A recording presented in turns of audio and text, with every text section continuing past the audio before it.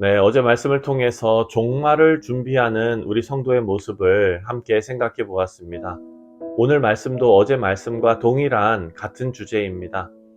근데 조금 더 들어가서 종말의 시기를 분별하는 것과 그리고 바람직한 성도의 자세에 대해서 예수님께서 두 가지 비유로 가르쳐 주십니다. 결론부터 말씀드리면 무화과 나무 비유를 통해서 예수님께서 다시 오실 그 시기를 분별하라 라고 하시고, 또 종의 비유를 통해서 예수님의 재림이 있을 것인데 깨어 근신하며 기다리도록 가르치셨습니다. 여러분, 예수님의 말씀이 강조하는 것은 예수님의 재림을 예측하는 것이 불가능하고, 그리고 사람이 생각하지 못한 시기에 이루어진다라는 것입니다. 그렇다면 말씀 연구를 통해서 여기저기 예언의 말씀들을 연구해서 예수님의 재림의 때를 찾아내는 것은 우리가 할 일이 아니다라는 것을 알 수 있습니다. 말씀에서 사람이 생각하지 못한 시기에 이루어진다라고 했기 때문에 사람이 생각할 수 있는 시기를 특정한다면 그것은 바로 거짓입니다. 예수님께서 정확한 때를 일부러 가리신 것에는 큰 뜻이 있습니다. 우리가 이 세상에서 주님을 기다리면서 사는 이 시간이 헛된 시간이 아니라는 증거입니다. 만약에 우리가 종말의 시간을 안다면 지금부터 종말의 시간까지 우리의 삶은 엉망이 될 수도 있습니다. 인간은 죄성으로 가득 차 있기 때문에 그날까지 충성을 다하겠다 생각하는 사람들은 많지 않을 겁니다. 그날 직전까지 내 마음대로 살다가 마지막에 회개하려는 사람도 생길 수 있습니다. 그것이 바로 인간의 죄성입니다. 한편으로 신실한 성도들도 있을 수 있겠죠.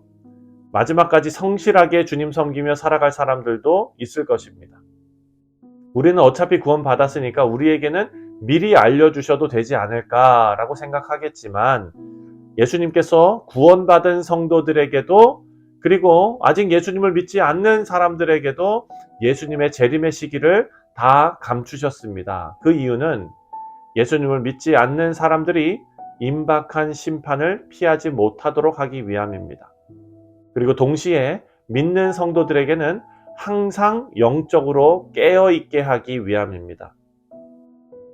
예수님의 재림은 모두에게 복된 날이 아닙니다. 예수님으로 그 날을 준비하고 기다리는 성도들에게만 복된 날입니다.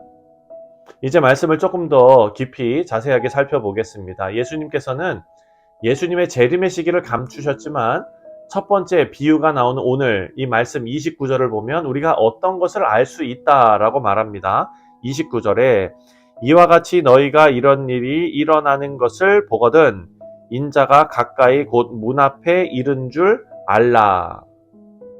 그리고 두 번째 비유에서는요, 우리가 알지 못할 것이다 라고 오히려 반대로 말씀하십니다. 35절입니다. 35절에 그러므로 깨어있으라. 집 주인이 언제 올는지 혹 저물 때이든지 밤중일는지 다굴 때일는지 새벽일는지 너희가 알지 못함이라.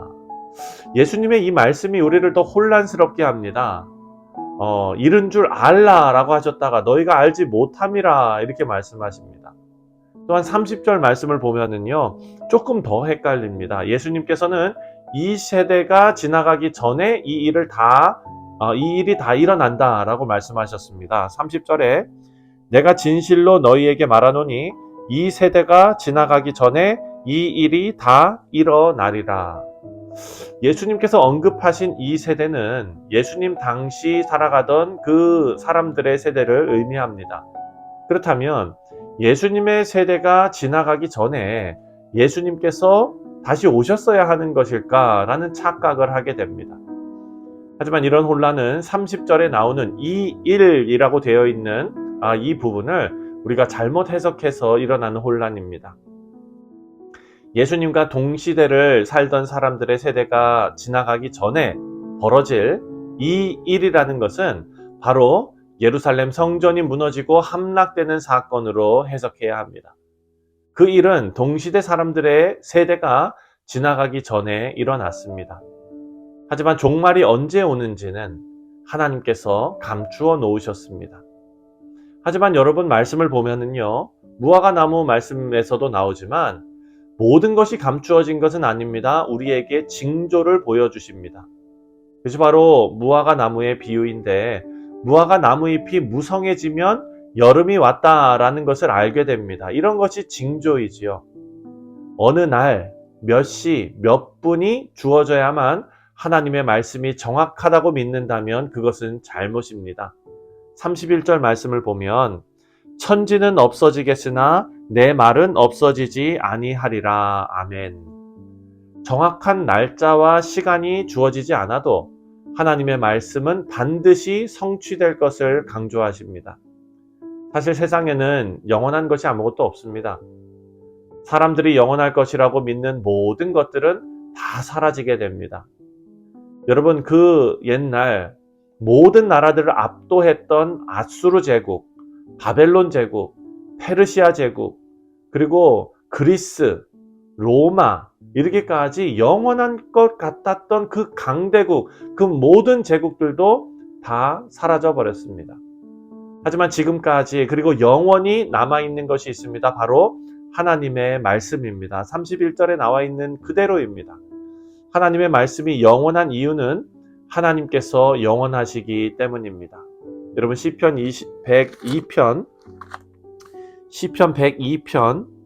27절을 보면은요, 주는 한결같으시고 주의 연대는 무궁하리이다 라고 시편 저자가 찬송을 합니다. 하나님께서 영원하시기 때문에 하나님의 말씀도 영원하다라는 것입니다. 우리가 범하기 쉬운 잘못은요, 우리의 이성으로 이해되지 않는 하나님의 말씀을 우리가 받아들이기 힘들어한다는 것입니다. 예수님의 예언의 말씀이 그 시대에 실제로 이루어졌지만, 여러분, 그 웅장한 성전이 멸망당하게 될 것이라는 말씀이 그 시대 사람들에게 이성적으로 들리지 않았을 것입니다. 하지만 실제로 인간의 이성대로가 아니라 하나님의 말씀대로 역사가 이루어졌습니다.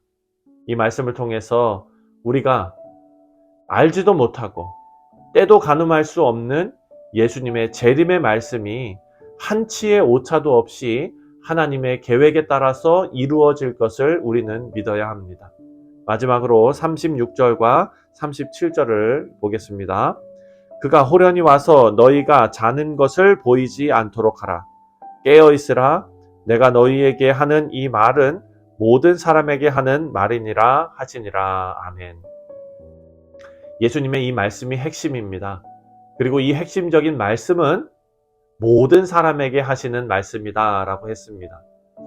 이 말씀에 의하면 예수님께서 다시 오시는 날 준비 없이 영적으로 자는 자들이 있을 것입니다. 그리고 그들은 부끄러움을 당할 것이죠. 사실 부끄러움으로 표현할 수 없는 영원한 심판을 당하게 될 것입니다. 예수님의 재림은 미래에 준비할 일이 아닙니다. 종말을 준비하고 예수님의 재림을 준비하는 것은 오늘 그리고 매일 해야 하는 일입니다. 우리 사랑하는 성도님들, 사도 바울도 당장 주님께서 내일 오실 것처럼 오늘을 영적으로 깨어서 준비했습니다. 우리도 마찬가지로 예수님께서 명령하시는 일에 힘쓰시고 또 주님 다시 오실 날을 기쁨으로 기다리시는 우리 복된 성도님들 다 되시기를 주님의 이름으로 축원드립니다. 기도하겠습니다.